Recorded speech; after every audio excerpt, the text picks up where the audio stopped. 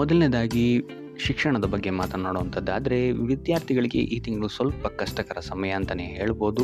So ನೀವು ಅಂದ್ಕೊಂಡಂತಹ result ನಿಮಗೆ ಸಿಗೋಕ್ಕೆ ಹೆಚ್ಚಿನ ಪರಿಶ್ರಮವನ್ನು ನೀವು ಹಾಕಬೇಕಾಗುತ್ತೆ.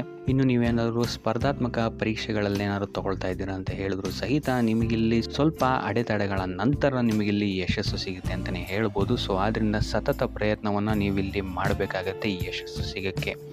ಸೊ ಆದಷ್ಟು ಈ ತಿಂಗಳು ನಿಮ್ಮ ಸಾಮರ್ಥ್ಯದ ಮೇಲೆ ನೀವು ಹೆಚ್ಚು ಗಮನವನ್ನು ವಹಿಸುವಂಥದ್ದು ಉತ್ತಮವಾಗಿರುತ್ತೆ. ಇನ್ನೊಬ್ಬರನ್ನು ನಂಬಿ ಯಾವುದೇ ರೀತಿಯಾದಂತಹ ರಿಸ್ಕನ್ನು ತಗೊಳ್ಳೋಕ್ಕೆ ಹೋಗಬೇಡಿ.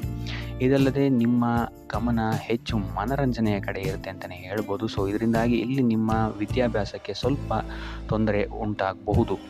ಇನ್ನು ತಾಂತ್ರಿಕ ವರ್ಗ ಅಥವಾ ಇಂಜಿನಿಯರಿಂಗ್ ಓದ್ತಾ ಇರುವಂತಹ ವಿದ್ಯಾರ್ಥಿಗಳಿಗೆ ಈ ತಿಂಗಳು ಸ್ವಲ್ಪ ಉತ್ತಮವಾಗಿದೆ ಅಂತಲೇ ಹೇಳ್ಬೋದು. ಸೊ ಟೋಟಲ್ ಆಗಿ ನೋಡುವಂಥದ್ದಾದರೆ ಈ ತಿಂಗಳು ವಿದ್ಯಾರ್ಥಿಗಳಿಗೆ ಅಷ್ಟಾಗಿ ಉತ್ತಮವಾಗಿಲ್ಲ ಅಂತಲೇ ಹೇಳ್ಬೋದು.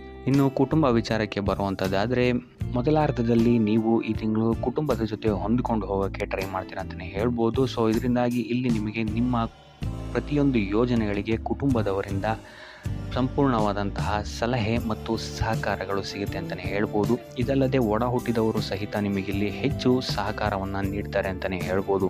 ಕುಟುಂಬದಲ್ಲಿ ಮೊದಲೆರಡು ವಾರಗಳು ಹೆಚ್ಚು ಸಕಾರಾತ್ಮಕವಾದಂತಹ ವಾತಾವರಣನೇ ಇರುತ್ತೆ ಅಂತಲೇ ಹೇಳ್ಬೋದು. ಇದಲ್ಲದೆ ನಿಮ್ಮ ಪ್ರೀತಿಯ ಸಂಬಂಧಗಳಲ್ಲಿ ಸ್ನೇಹಿತರ ಒಡನಾಟವನ್ನು ಆದಷ್ಟು ನೀವು ತಪ್ಪಿಸುವಂಥದ್ದು ಉತ್ತಮವಾಗಿರುತ್ತೆ. ಕೊನೆಯ ವಾರವೂ ಸಹಿತ ನಿಮಗಿಲ್ಲಿ ಅತ್ಯುತ್ತಮವಾಗಿದೆ ಅಂತಲೇ ಹೇಳ್ಬೋದು. ಸೊ ನಿಮ್ಮ ಸಮಯೋಚಿತ ನಿರ್ಧಾರಗಳಿಂದ ನಿಮ್ಮೆಲ್ಲ ಸಮಸ್ಯೆಗಳನ್ನು ನೀವು ಈ ತಿಂಗಳು ನಿಮ್ಮ ಕುಟುಂಬ ವಿಚಾರದಿಂದ ದೂರ ಮಾಡ್ಕೊಳ್ತೀರಾ ಅಂತಲೇ ಹೇಳ್ಬೋದು. ಇನ್ನು ದಿನ ಕಳೆದಂತೆ ನಿಮ್ಮ ಮನೆಯ ವಾತಾವರಣ ಶಾಂತಿ ಮತ್ತು ಆಹ್ಲಾದಕರವಾಗಿರುತ್ತೆ ಅಂತಲೇ ಹೇಳ್ಬೋದು. ಸೊ ಟೋಟಲ್ ಆಗಿ ನೋಡುವಂಥದ್ದಾದರೆ ಕುಟುಂಬ ವಿಚಾರದಲ್ಲಿ ಈ ತಿಂಗಳು ನಿಮಗೆ ಉತ್ತಮವಾದಂತಹ ಫಲಗಳಿದೆ ಅಂತಲೇ ಹೇಳ್ಬೋದು. ಇನ್ನು ಆರೋಗ್ಯ ವಿಚಾರಕ್ಕೆ ಬರುವಂಥದ್ದಾದರೆ ಆರೋಗ್ಯ ವಿಚಾರದಲ್ಲೂ ನಿಮಗೆ ಈ ತಿಂಗಳು ಉತ್ತಮವಾಗಿದೆ ಅಂತಲೇ ಹೇಳ್ಬೋದು. ಈ ತಿಂಗಳು ನೀವು ಹೆಚ್ಚು ಶಕ್ತಿವಂತರಾಗಿರ್ತೀರಾ ಅಂತಲೇ ಹೇಳ್ಬೋದು. ನಿಮ್ಮ ಕೆಲಸದ ಸಾಮರ್ಥ್ಯವೂ ಸಹಿತ ಈ ತಿಂಗಳು ಹೆಚ್ಚಾಗಿರುತ್ತೆ ಅಂತಲೇ ಹೇಳ್ಬೋದು. ಸೊ ಮಾಡುವಂತಹ ಪ್ರತಿಯೊಂದು ಕಾರ್ಯಗಳಲ್ಲೂ ನಿಮ್ಮ ಶಕ್ತಿ ನಿಮಗೆ ಸಹಕಾರಿಯಾಗಿರುತ್ತೆ ಅಂತಲೇ ಹೇಳ್ಬೋದು. ಇನ್ನು ಇದಲ್ಲದೆ ದೀರ್ಘಕಾಲೀನ ರೋಗಗಳಿಂದ ಏನಾದರೂ ಬಳಲ್ತಾ ಇದ್ದರೆ ಈ ತಿಂಗಳು ನಿಮಗೆ ಇದರಿಂದ ಚೇತರಿಕೆಯ ಸಮಯ ಆಗಿರುತ್ತೆ ಅಂತಲೇ ಹೇಳ್ಬೋದು. ಸೊ ಆದಷ್ಟು ನಿಮ್ಮ ಸಾಮರ್ಥ್ಯವನ್ನು ಹೆಚ್ಚಿಸಲು ಆರೋಗ್ಯಕರ ಆಹಾರವನ್ನು ಸೇವಿಸುವಂಥದ್ದು ನೀವು ಉತ್ತಮವಾಗಿರುತ್ತೆ. ಇದು ಅಲ್ಲದೆ ನಿಮ್ಮ ದೈನಂದಿನ ಕಾರ್ಯಗಳಲ್ಲಿ ಯೋಗ ಮತ್ತು ಧ್ಯಾನವನ್ನು ಸಹ ಮಾಡುವಂಥದ್ದು ನಿಮಗೆ ಉತ್ತಮವಾಗಿರುತ್ತೆ ಅಂತಲೇ ಹೇಳ್ಬೋದು. ಸೊ ಆದಷ್ಟು ಕರಿದ ತಿಂಡಿಗಳಿಂದ ದೂರ ಇರುವಂಥದ್ದು ಒಳ್ಳೆಯದು.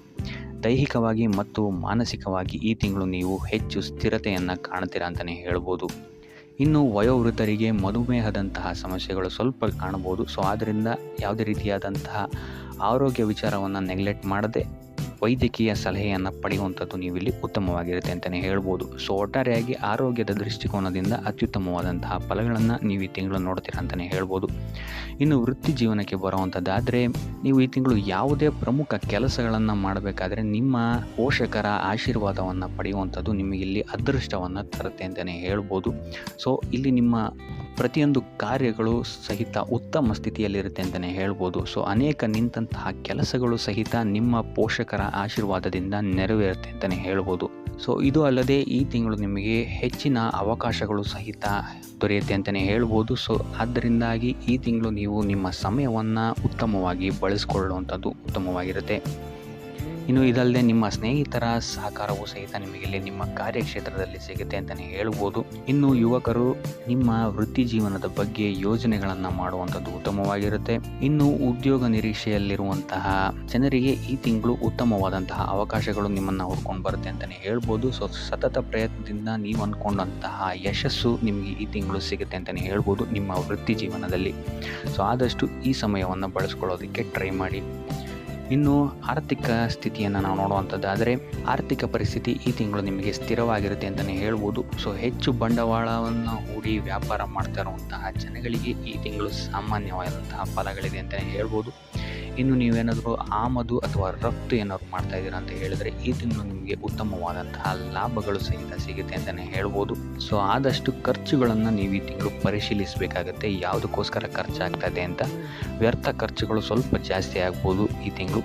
ಇದಲ್ಲದೆ ನಿಮ್ಮ ಆದಾಯದ ಮೂಲವೂ ಸಹಿತ ಈ ತಿಂಗಳು ಹೆಚ್ಚಾಗುತ್ತೆ ಅಂತಲೇ ಹೇಳ್ಬೋದು. ಆದರೆ ಮಕ್ಕಳ ವಿದ್ಯಾಭ್ಯಾಸದ ವಿಚಾರವಾಗಿ ಈ ತಿಂಗಳು ನೀವು ಸ್ವಲ್ಪ ಖರ್ಚು ಮಾಡಬೇಕಾಗಬಹುದು, ಅಥವಾ ನಿಮ್ಮ ಮನೆಯ ಬದಲಾವಣೆ ಅಥವಾ ಕುಟುಂಬದವರ ಆರೋಗ್ಯದ ಮೇಲೆಯೂ ಸ್ವಲ್ಪ ಹೆಚ್ಚು ಖರ್ಚು ಮಾಡಬೇಕಾದಂತಹ ಪರಿಸ್ಥಿತಿಗಳು ಬರ್ಬೋದು ಅಂತಲೇ ಹೇಳ್ಬೋದು.